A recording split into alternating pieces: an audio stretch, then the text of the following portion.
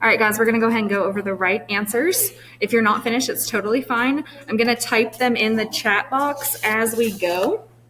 So if you miss anything, it's okay. All right, number 1 is D. 1 is D. 2 is C. 3 is E. 4 is D. 5 is A. 6 is A. 7 is C. 8 is C. 9 is A. 10 is also A. And 11 is E. Are there any problems that you would like an explanation to? No. Yeah. Number 3. 7 is C. Okay, so right now I've got questions on number 3. Anybody else online or virtual, you can just unmute yourself and ask or type it in. Right now I'm doing 3. And 3 and 10 right now. Anybody online have any questions over any of them? Yes. You want 9? Okay, so I have 3, 9, and 10. Here, wait, Jonathan, come here. Yeah. Study the math problem on the back if you want to. Use a scratch paper. So I've got 3, 9, and 10. Anybody online have any questions? Okay. In person, just 3, 9, and 10? Okay, good. All right, so let's do number 3. Chances are, if you miss number 3, what you did was type it in your calculator wrong. So the problem with your calculator is that it is super smart, but it's also super dumb, because if you type something in without parentheses, your calculator is not going to know that you want them together. So all your calculator follows is the order of operations. That's it. So if you don't type in the correct order of operations, it's not going to work. So on number 3, it says, let A represent any positive integer. Which of the following is not larger than 1 over A squared? So what positive integer did you guys pick? You pick any positive integer. 2? You pick 2? I picked 2 as well. All right, so any positive integer. So we have chosen 2. You can pick any integer that you want as long as it's positive. So all we're going to do is plug 2 in. So 1 over 2 raised to the 2 is what?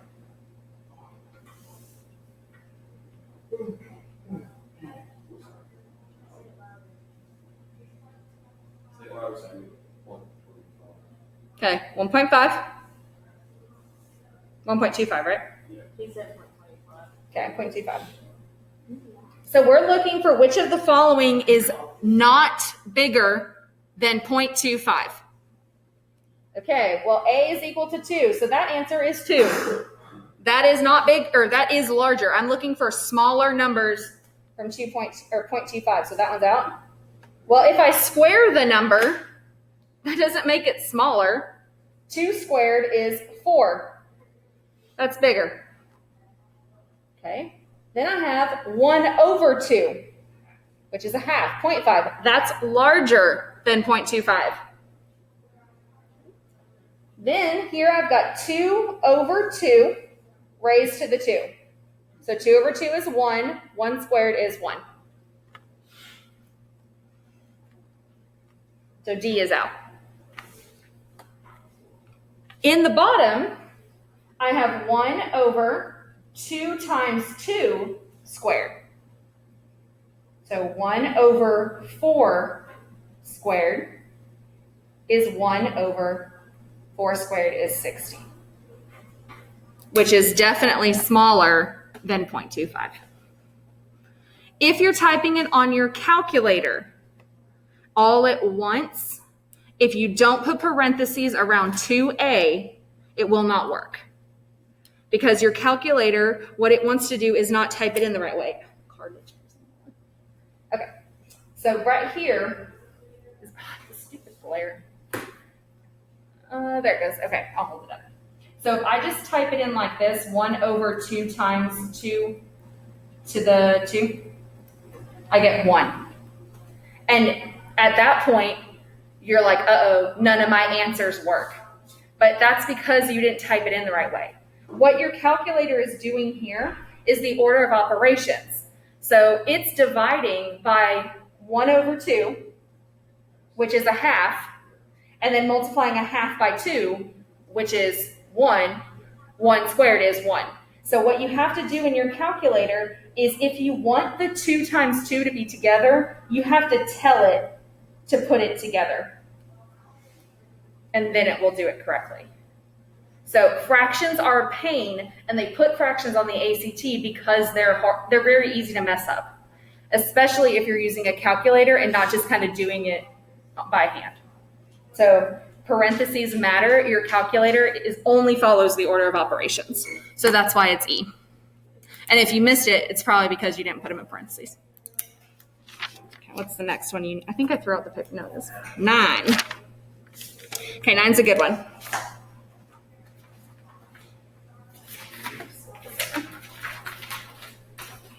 So number 9, M and N are integers.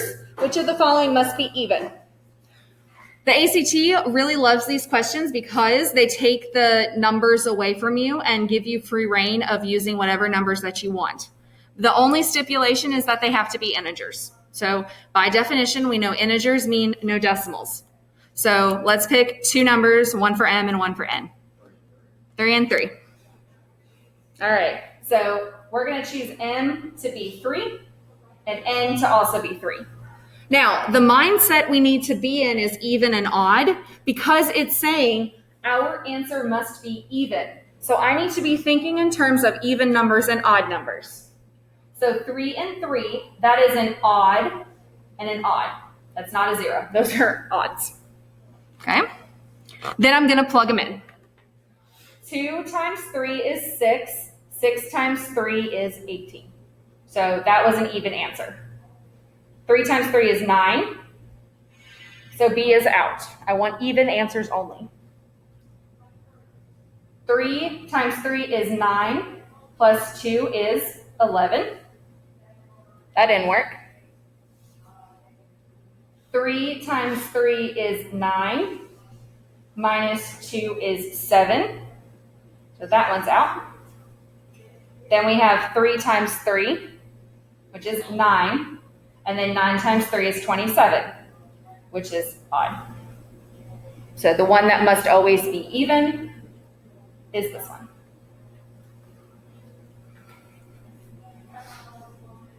Right? Yeah. 2 odd numbers is the correct pattern. If you have chosen like 2 evens, you wouldn't be able to cancel anything out. Another idea to think of is 2 times any number. 2 times any number will always give you what kind of outcome? 2 times anything. It'll always give you an even number. 2 times 3, 2 times 5, 2 times 4. It will always give you an even number. So 2 times anything will always be even. So 2 times a number is the same thing as 2 times MN.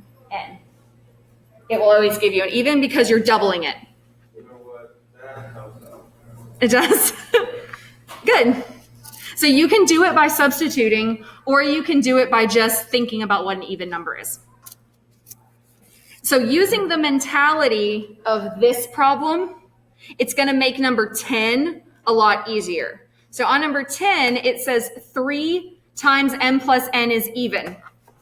So 3 times m plus n must equal even. Which of the following must also be even? So we're in the mindset, again, of even numbers. So I want to be thinking even or odd. So 3 is what kind of number? 3 is an odd number. Well, an odd number times what must always be even? An odd times what kind of number must always be even? So odd or even. An even number. An odd times an even is even. So if I have an odd number of 3 times 2 is 6. So which one of my answer choices has to be even? A. Because the parenthesis, the odd times the even must be even. Well, in parentheses is m plus n, which is A. So using the mentality of taking the numbers away and replacing them with E's and O's makes it a little bit easier to follow.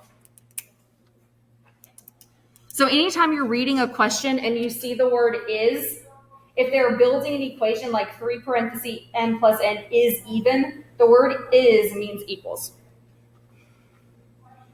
For most of the time, if it's creating an equation. Any other questions? On number 11, do we all know that you can break up the square root sign into numerator and denominator?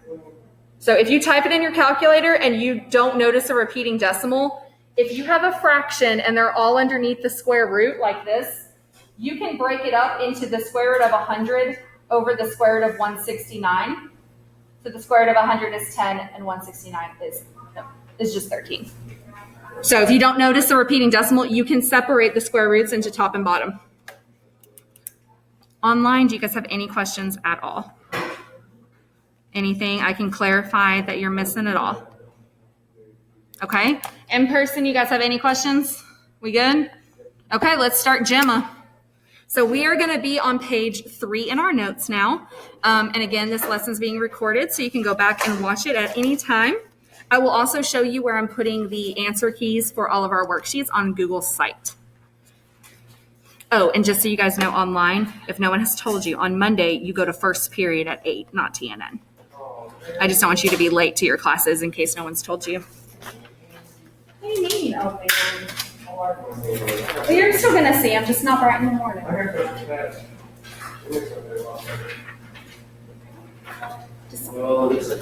Distance makes the heart grow fonder.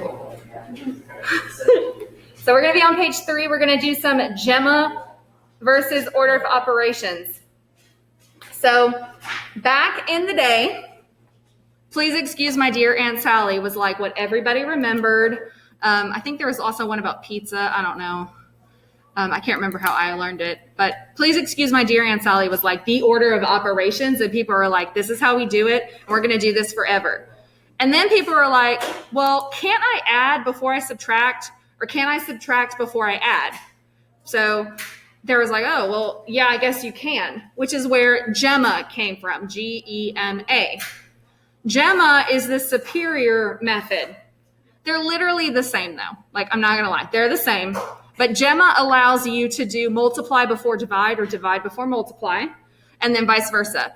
So what's the letter P stand for in, please excuse my dear Aunt Sally? Parentheses. Now, the problem with that, I can't talk and spell parentheses because I always misspell it.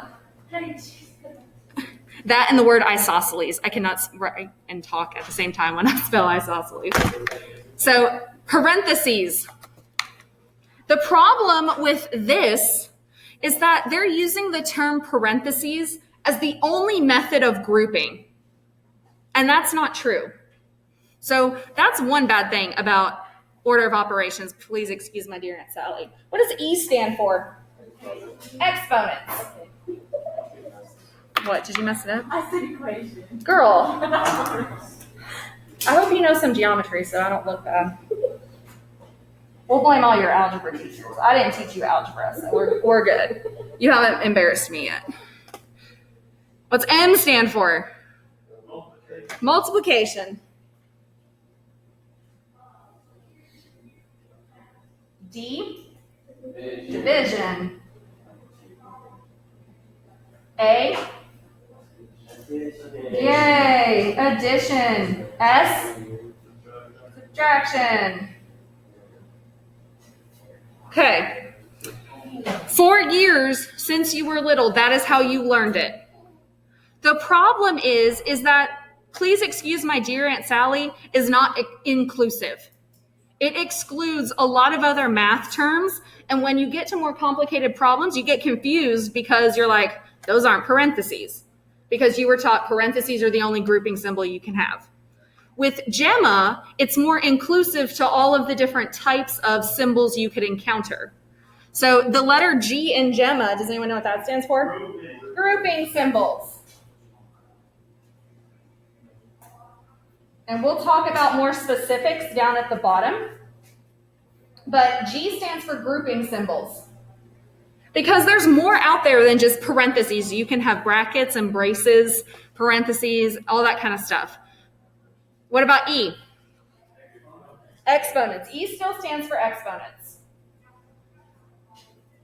So please excuse my dear Aunt Sally, PEMDAS, some people call it.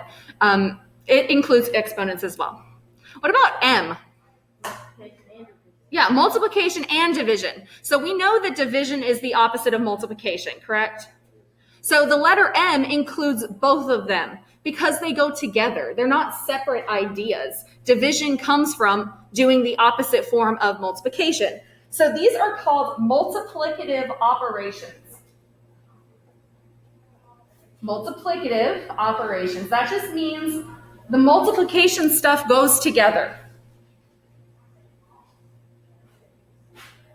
It groups multiplying and division so you understand that they are one and the same. They go together. What do we think A stands for? Is it going to be additive operations?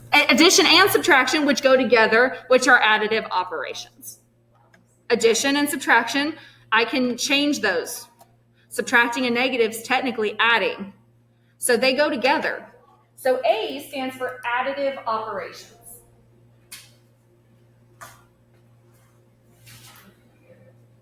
So GEMMA includes everything.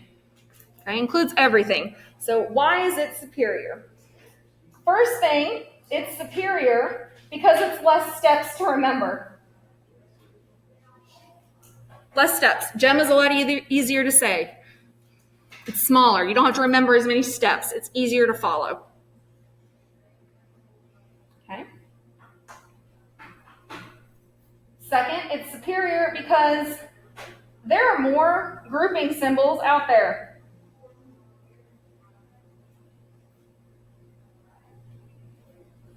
So there are more grouping symbols than parentheses. Okay? Your minds have evolved. You can understand a bracket and a brace now. There's more to it. It's more inclusive to other mathematical functions. You're not limiting your knowledge. There's more out there than parentheses. Okay.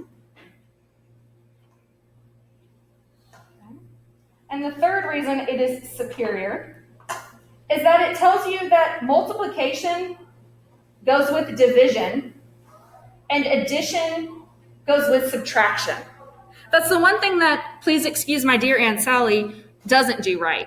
It separates them and makes you think that they're different, when in reality, they're one and the same. They can't exist without the other. So it kind of puts them together for you. So you're not thinking of them as different, but together. Did your algebra teachers teach you GEMMA? No? Yes? Okay. You'll like it better. It's literally the same thing. But learning it, I like GEMMA better. So GEMMA stands for grouping symbols, or the G part. So we're going to rewrite grouping symbols. And let's talk about grouping symbols. Okay, the most common grouping symbol that we think of is what? Parentheses. There's way more grouping symbols than that. So we'll start with parentheses. The first grouping symbol we think of is parentheses. Okay, and they look like this. What's another type of grouping symbol? What? Brackets? Okay, so we'll do number 2 is brackets. What do brackets look like? Yeah, they kind of look like matrices. A matrix, like these with the number. No. Why didn't you set up a sideways staple? An unused sideways staple. Yeah, that's easier to understand. You're right. Okay, what's another set of grouping symbols? Oh. It's the- What's those? Yeah, the ones that none of you can draw. Oh, I can do this. It's like that. A cursive staple. No, it's a brace. It's called a brace. Yeah, a brace staple. So these are called braces.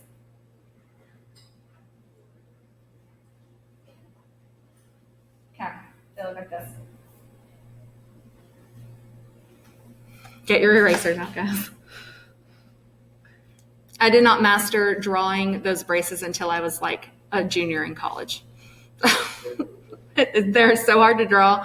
I used to turn my paper sideways to try to make them easier. My professor always drew them like flawlessly, and I was so jealous. Let's see, you said you could draw them. Yeah, no, I did it already. How they look? Like process, like amazing. Amazing? Yeah. They look amazing. Let's see. Listen. Listen. Right there. Whoa, they actually are good. They're good. She's been practicing like this whole time trying to draw to make sure they're perfect. What is another grouping symbol? This is one that you really don't think of. These look like flat staples. Yeah, the field goal signs. What are those? Absolute value. Good job. Absolute value. So Gemma incorporates all of these because offhand you automatically know, okay, grouping symbols aren't just parentheses. There's a ton of different grouping symbols. So anytime you see any form of grouping symbol, you want to start there. Now the letter E still stands for exponents.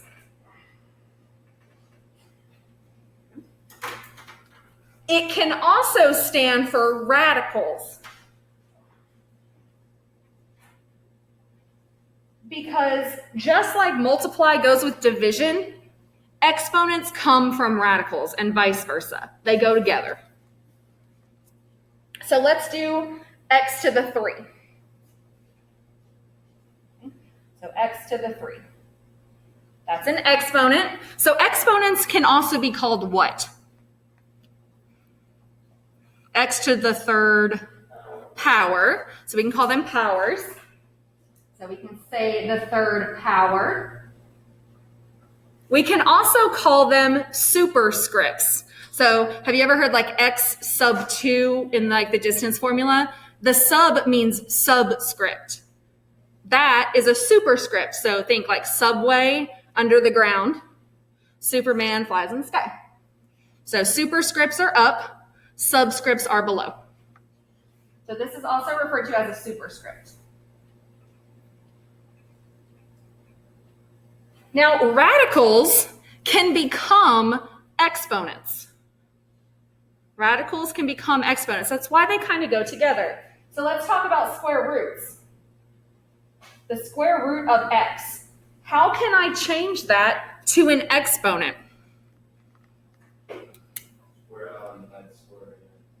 X squared?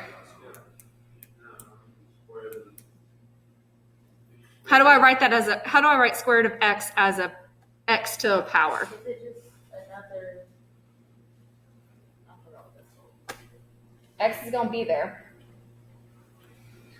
Is it another? Then I would write the same thing. That's called a square root. You're on the right track. Okay, think of that. Square root gets rid of what kind of powers? By square root something. That eliminates the power of 2. You don't raise it to the second power? No, you don't raise it to the second. So, no.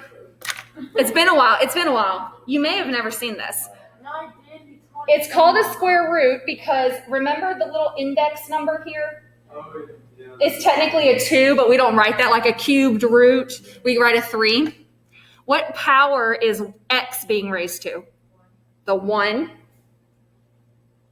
So you can change any kind of root into an exponent by taking the exponent inside and putting that as the top of a fraction.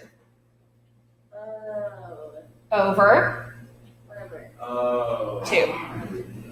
Yeah. It's been a while. We're going to go over that kind of stuff. I just want to know what we remember. But we don't usually write the 2 because it's a square root. Anything higher than square root would be cubed root, fourth root, fifth root, and you would show those numbers. So let's try another one. If I wrote the cubed root of x squared, how could I write that as an exponent? 2 over 3, right? X to the 2/3. So see how those go together? They're one and the same. It's just a different way to write it. Okay, so that's why radicals and exponents go together. And we're going to spend time on exponents on our next page of notes, but that won't be for a while. All right, next is multiplicative operations.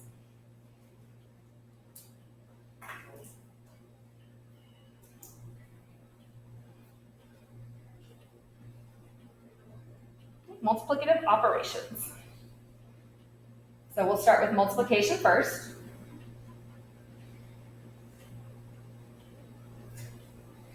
There's lots of ways to write multiplication.